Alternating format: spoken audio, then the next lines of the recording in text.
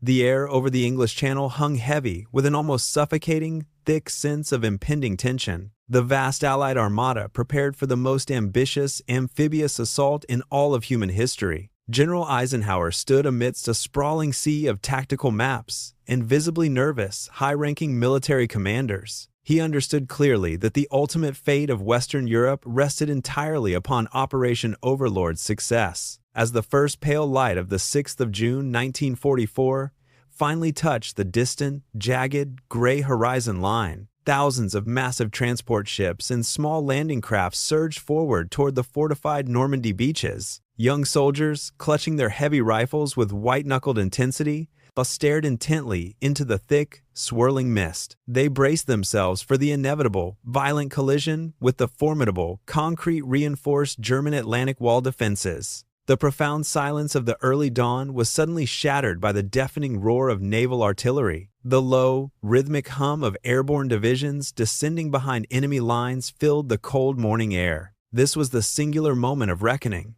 a desperate gamble to breach the iron, suffocating grip. The Allied forces aimed to ignite the long-awaited fire of liberation across a continent deeply scarred. Years of brutal occupation had left the people of Europe gasping for a breath of freedom. Now, the immense machinery of war churned forward, cutting through the dark, churning waters with purpose. Every man on those crowded decks felt the crushing weight of history pressing upon his shoulders. The ships groaned under the strain, their hulls vibrating with the intensity of the approaching battle. Eisenhower watched the horizon, his face a mask of stoic resolve against the encroaching, violent storm. He knew that thousands of lives would be extinguished before the sun reached its daily zenith. The commanders around him whispered urgent updates, their voices barely audible over the churning, restless sea. The armada stretched as far as the eye could see, a metallic serpent crawling toward destiny. Soldiers checked their gear for the 10th time, fingers trembling slightly against the cold, hard steel. Letters to families remained tucked into breast pockets.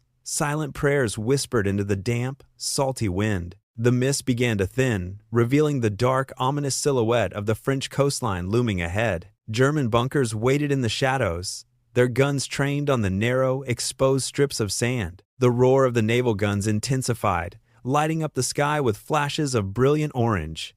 Explosions erupted along the shoreline, sending plumes of sand and debris high into the morning air. The airborne troops were already engaged, their parachutes blooming like white flowers against the dark sky. Chaos reigned in the darkness behind the lines, a symphony of destruction meant to sow confusion. The landing craft surged forward, their ramps ready to drop into the churning, blood-warm surf soon. Every heart beat in unison with the engines, a rhythmic pulse of fear and fierce determination. The Atlantic Wall was a fortress of nightmares, yet the men pressed on without hesitation today. They were the vanguard of a new world, fighting to dismantle the chains of a tyrant. The sea spray lashed against their faces, cold and biting, a stark reminder of their mortality. No one spoke, for the gravity of the mission rendered all human language entirely and utterly. They were bound by a singular, shared purpose that transcended their individual fears and deep doubts. The horizon glowed with the fires of war,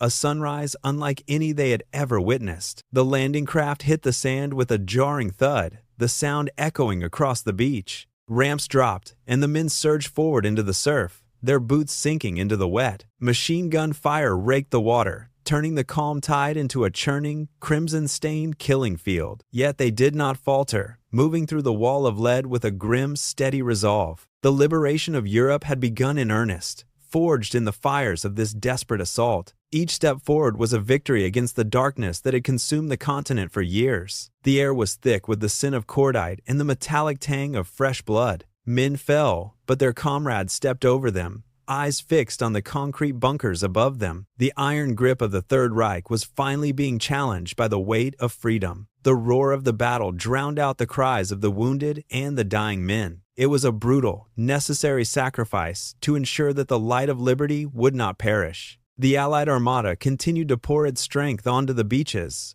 wave after relentless, surging wave. The Atlantic Wall began to crumble under the sheer force of the collective Allied military might. Hope, long buried under the rubble of war, began to flicker in the hearts of millions. The dawn of liberation had arrived, bringing with it the promise of a brighter, freer future. General Eisenhower watched the reports, his hands steady as he marked the progress on maps. The gamble was paying off, though the cost was measured in the lives of brave men. The tide of history was turning, shifting irrevocably away from the shadows of the Nazi regime. Every shell fired and every soldier landed brought the end of the tyranny one step closer. The world held its breath as the fate of a continent hung in the balance today. Normandy would forever be remembered as the place where the tide of the war turned. The fire of liberation burned bright, a beacon of hope against the encroaching, dark, fascist night. The long-awaited struggle for the soul of Europe had finally reached its most critical, decisive point. The dawn had broken, and with it,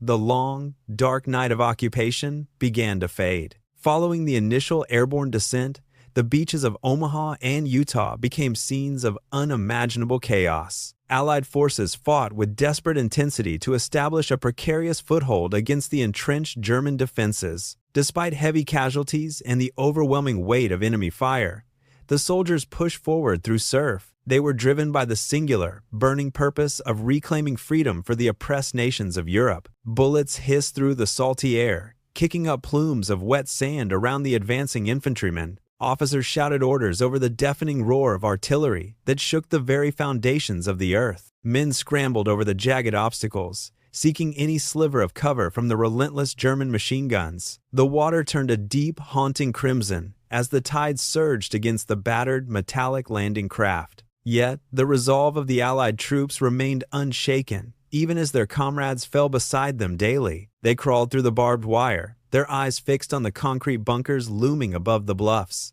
Explosions rocked the shoreline, sending debris and smoke swirling into the overcast sky of early June morning. By the end of that long, harrowing day, the formidable Atlantic Wall had been decisively fractured. The momentum of the entire war shifted irrevocably toward the Allies, changing the course of human history. This hard-won victory in Normandy served as the vital gateway for the eventual liberation of Paris. It paved the way for the collapse of the Nazi regime and the restoration of European sovereignty. The sacrifices made on those blood-soaked sands transformed the tide of history for all future generations. It proved that even the most formidable barriers could be dismantled by the collective iron resolve. The liberation of Western Europe had truly begun, marking the beginning of the end for tyranny. Hope was finally restored for millions of people who had suffered under years of brutal Nazi occupation. The long, dark night of oppression was finally yielding to the first light of a new dawn. Soldiers stood amidst the wreckage of the beach, catching their breath as the distant artillery fire faded. They looked toward the horizon, knowing the road ahead would be long and filled with further peril. Yet, the path was now open, and the spirit of the free world surged forward with purpose. The beach was quiet now, save for the rhythmic lapping of the waves against the broken hulls. Medics moved among the wounded, their faces etched with the exhaustion of a day spent in hell. The heavy scent of cordite and salt hung in the air, a testament to the battle fought. Commanders surveyed the fractured defenses, noting the strategic gains made against the once impenetrable German lines. Every inch of ground gained had been purchased with the highest price, a debt never to forget. The unity of the Allied nations had held firm, proving that freedom was worth every single sacrifice. As the sun began to set, the soldiers looked back at the sea, their mission finally accomplished. Normandy was no longer a fortress of the Third Reich, but a bridgehead for the coming victory. The liberation of the continent was no longer a distant dream, but a tangible and unfolding reality.